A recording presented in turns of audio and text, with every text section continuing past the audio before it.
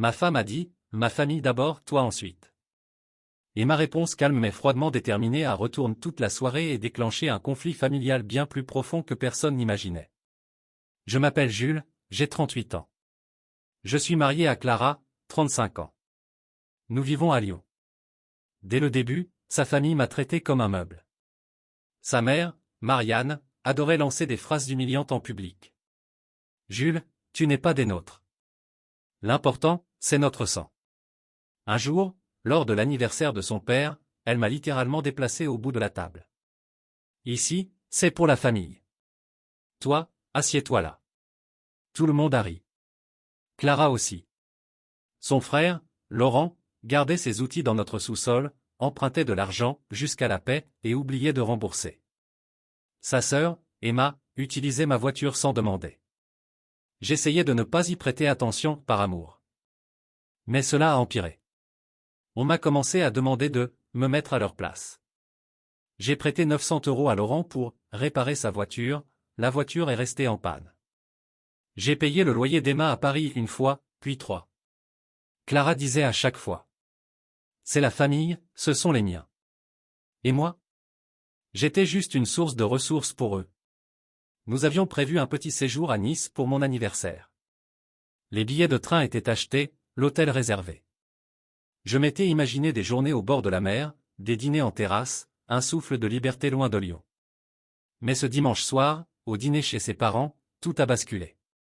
Laurent a déclaré qu'il avait un problème urgent, 4 500 € étaient nécessaires, sinon il risquait de perdre son travail. Je suis resté silencieux, analysant la situation, tandis que Marianne, avec son sourire glacial, me lança. « Jules, tu es un homme.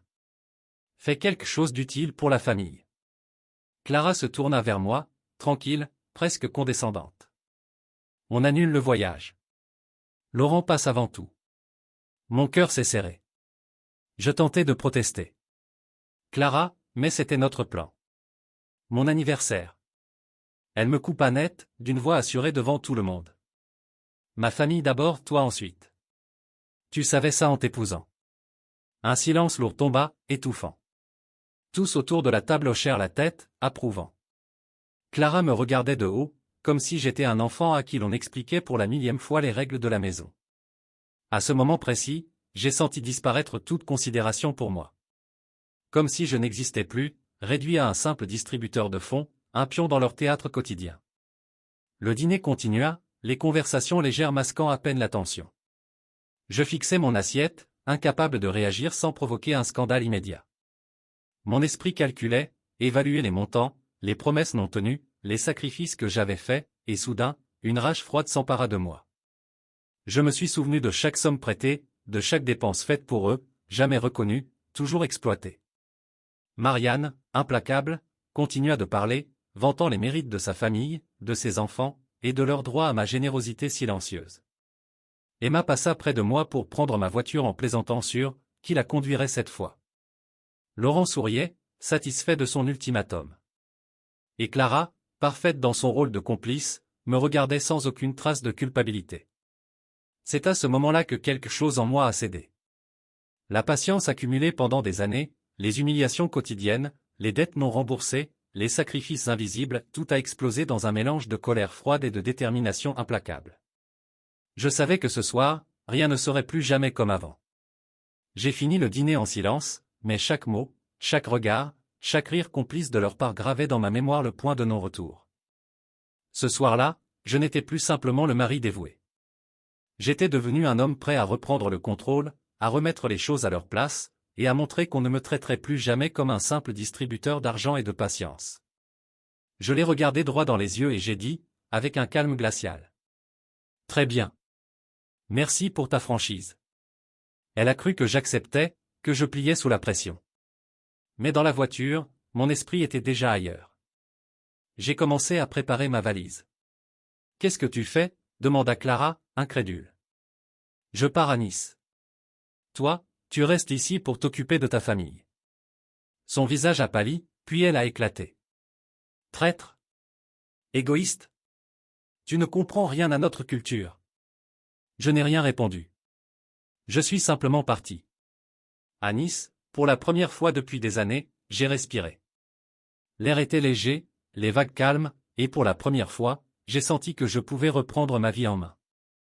De retour à Lyon, j'ai réorganisé mes finances avec une précision chirurgicale. J'ai ouvert un compte bancaire séparé. Transféré mon salaire dessus. Calculé exactement 50% de toutes les dépenses.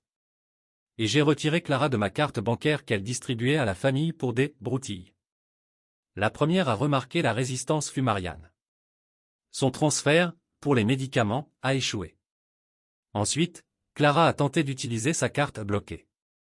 Je lui ai dit calmement, d'une voix qui ne laissait aucune place à la discussion.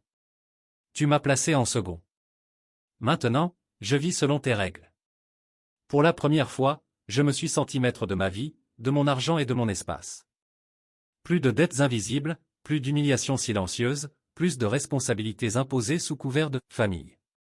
Chaque geste que je faisais était un rappel subtil, je n'étais plus le mari soumis. Je reprenais ce qui m'appartenait, et personne ne le changerait. J'ai commencé à documenter chaque dépense, chaque avance faite pour eux, tout soigneusement enregistré. La planification de la prochaine étape a commencé, un compte clair, des règles strictes, et une séparation nette entre ce qui leur appartenait et ce qui était à moi. La colère était là, mais transformée en une stratégie froide et méthodique. Je ne cherchais pas à hurler, je cherchais juste à rétablir l'équilibre. Clara a essayé plusieurs fois de protester, d'insinuer que je devenais dur ou inhumain, mais je ne répondais qu'avec une sérénité implacable. Elle ne pouvait plus utiliser ma patience contre moi. Pour la première fois, c'était moi qui dictais les termes. Et ce calme apparent cachait une préparation minutieuse à ce qui allait suivre, reprendre tout contrôle de ma vie, sans concession, sans humiliation. 2 semaines plus tard, toute sa famille est apparue à l'improviste. Laurent avait l'air abattu. J'ai vite compris que ce n'était pas une question de perdre son travail, mais de dettes accumulées au bar et d'amendes qu'il avait soigneusement cachées. Il réclamait que je paye 2400 €, sinon, il aurait de sérieux problèmes. Marianne pleurait, sanglotant comme si le monde allait s'effondrer. Le père de Clara hurlait, répétant que le gendre doit soutenir la famille de sa femme. Je me suis appuyé contre l'encadrement de la porte, respirant calmement, et j'ai dit non à chaque demande, avec une sérénité implacable. Alors Clara a chuchoté, presque menaçante. Si tu ne aides pas, je demanderai le divorce. Pour la première fois de la soirée, un sourire est apparu sur mon visage. Très bien. Fais-le. Le silence est tombé. Marianne s'est effondrée dans le fauteuil, les larmes continuant de couler sans que je montre la moindre émotion. Le père de Clara est sorti fumer, maudissant la situation sous son souffle. Clara me regardait, les yeux écarquillés, comme si elle voyait pour la première fois un vrai homme, pas l'homme docile et patient qu'elle croyait pouvoir manipuler à volonté. Pour la première fois, elle avait peur. Je sentais ce changement, le pouvoir de la patience transformé en contrôle total. Aucun cri, aucun geste violent, juste la constance d'un homme qui avait enfin fixé ses limites et refusait de les franchir. Chaque membre de sa famille, autrefois dominateur, semblait désemparé devant mon calme froid et mon refus inébranlable. Ils ont essayé de négocier, de détourner mon regard, de me culpabiliser. Mais je ne répondais qu'avec la même assurance. Chaque menace, chaque supplication, chaque tentative de manipulation tombait sur un mur invisible mais solide. Ce soir-là, j'ai compris que la peur avait changé de camp. Je n'étais plus le jouet de leur théâtre familial. J'étais celui qui décidait désormais, et cela se voyait. Même Clara, qui avait toujours eu le rôle de complice et d'influenceuse, ne pouvait plus rien contre moi. Pour la première fois, elle savait que ses menaces, ses ultimatums, et les cris de sa famille ne feraient plus fléchir ma volonté.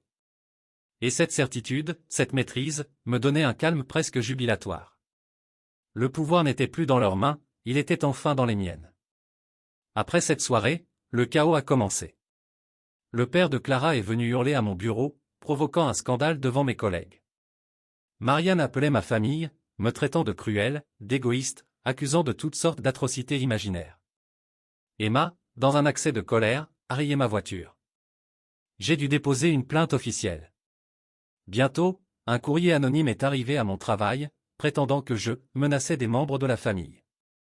J'ai dû rédiger des explications officielles pour prouver que tout cela était faux. Clara tentait de parler avec moi, mais elle venait toujours accompagnée de sa mère. Je quittai immédiatement la pièce, refusant toute manipulation. Un mois plus tard, les documents du divorce sont arrivés.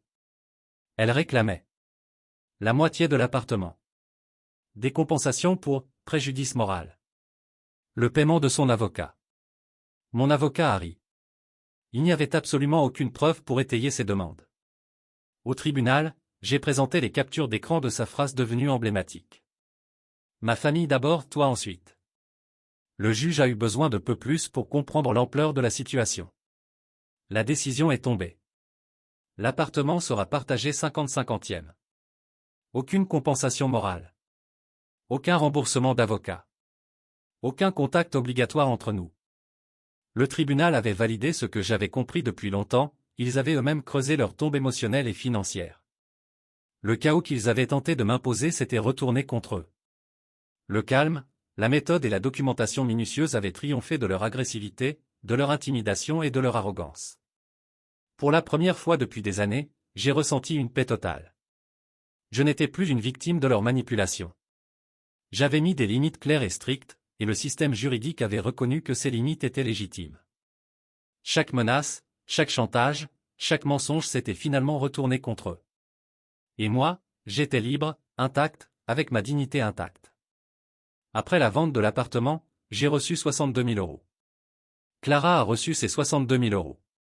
3 mois plus tard, son argent avait disparu, elle avait aidé sa sœur, remboursé les dettes de Laurent, payé ses parents. J'ai appris plus tard qu'ils avaient finalement perdu leur maison près de Lyon. Emma a divorcé. Laurent est parti à Marseille, pour recommencer, mais s'est de nouveau endetté. Clara vit maintenant dans un petit studio, travaille à 2 emplois, et sa famille la blâme de m'avoir laissé partir. Elle a fini par retrouver mon nouveau numéro et m'a écrit. Tu as détruit ma famille. Je lui ai répondu calmement. Votre famille s'est détruite elle-même.